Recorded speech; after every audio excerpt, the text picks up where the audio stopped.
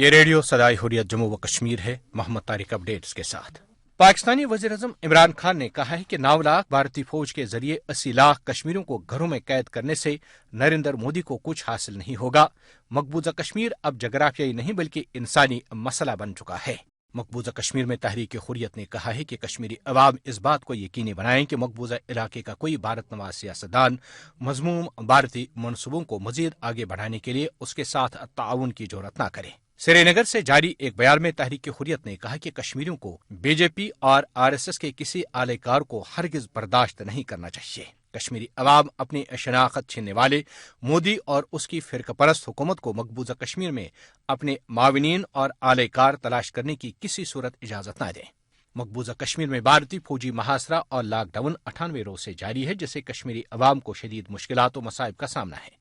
دوسری جانب بھارتی سپریم کورٹ کی طرف سے بابری مسجد کی زمین ہندوؤں کو دینے کے فیصلے سے قبل ہی پورے مقبوضہ جموں و کشمیر میں دفعہ 144 نافذ کر کے سخت پابندیاں عائد کی گئی ہیں۔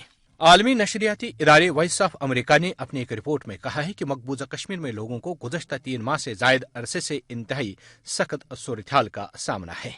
Kashmir centre for social and development studies کی چیئرپرسن پروفیسر حمیدہ نعیم نے وائس آف امریکہ سے گفتگو کرتے ہوئے کہا کہ بھارتی محاصرہ اور خوف و دہشت کے ماحول کے باعث کشمیری اپنے گھروں میں قید ہو کے رہ گئے ہیں اور دکانیں صرف صبح کے وقت محض کچھ دیر کے لیے کھولی جاتی ہیں۔ پاکستان نے بابری مسجد کے مقدمے میں بھارتی سپریم کورٹ کے فیصلے کو ناانصافی قرار دیتے ہوئے کہا ہے کہ بھارتی سپریم کورٹ اقلیتوں کا تحفظ کرنے میں ناکام رہی ہے۔ اپڈیٹس ختم ہوئی۔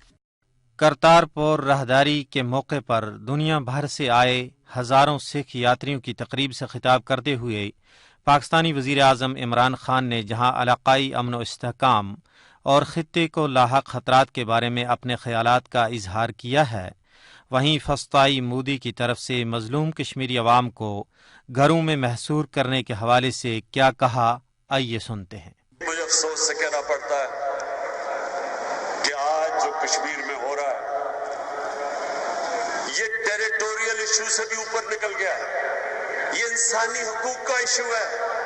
80 لاکھ لوگوں کو ان کے سارے انسانی حقوق ختم کر کے ان کو 9 لاکھ فوج سے بند کیا ہوا۔ یہ زمین کا ایشو نہیں ہے، اس وقت یہ انسانیت کا ایشو ہے کہ کس طرح ان لوگوں کو جو ان کو جانوروں کی طرح رکھا جا رہا ہے، زبردستی ان کا حق جو یونائٹڈ نیشنز کی ریزولوشن نے دیا تھا وہ لے لیا ہے۔ کبھی اس طرح امن نہیں ہوگا۔